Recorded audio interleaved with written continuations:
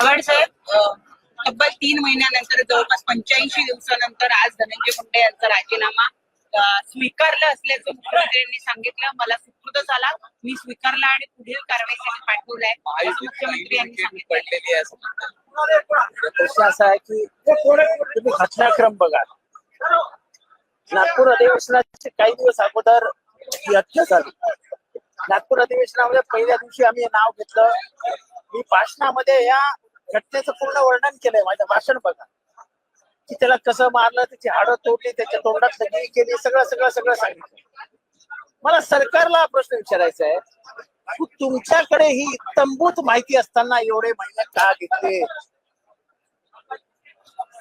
महाराष्ट्रामध्ये फोटो फिरल्यानंतर महाराष्ट्रामध्ये जो उद्रेक झाला त्याचे परिणाम तर नाही ना हे राजीनामा म्हणजे. मग एवढे दिवस तुमच्याकडे हे सगळे फोटो असताना माहिती असताना तुम्ही शांत का बसता? याचं उत्तर द्या महाराष्ट्राला.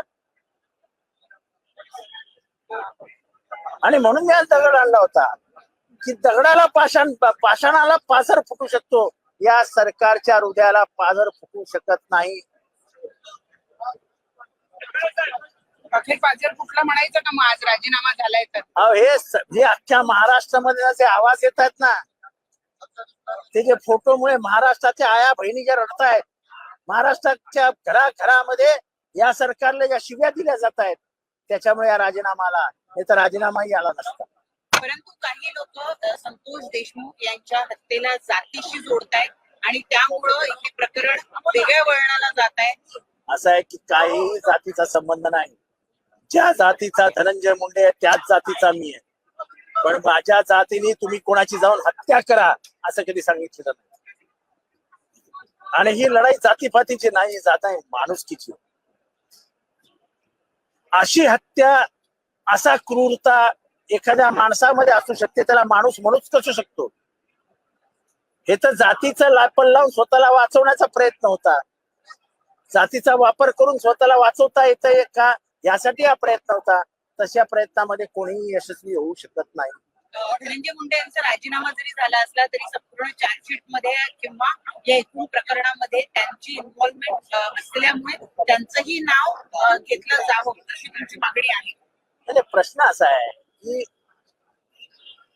हे सगळं ज्याच्यावर झालं ते आवादा कंपनी आणि वसुली, खंडणी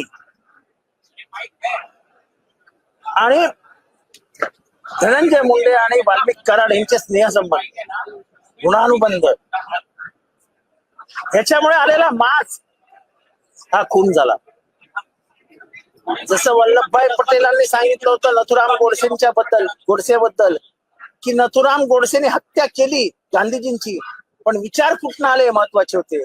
तसं वाल्मिक कराडने हत्या केली संतोष देशमुखची, पण हे विचार कुठून आले, राजकीय राजश्रय कुठला मिळाला हे फार महत्वाचं आहे. आणि तो राजश्रय देणारा माणूस होता धनंजय मुंडे.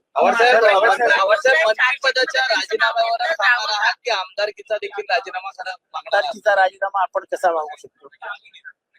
जनतेने निवडून दिलेला लोकप्रतिनिधी आहे, त्याची जनता आपण कसं बोलायचं?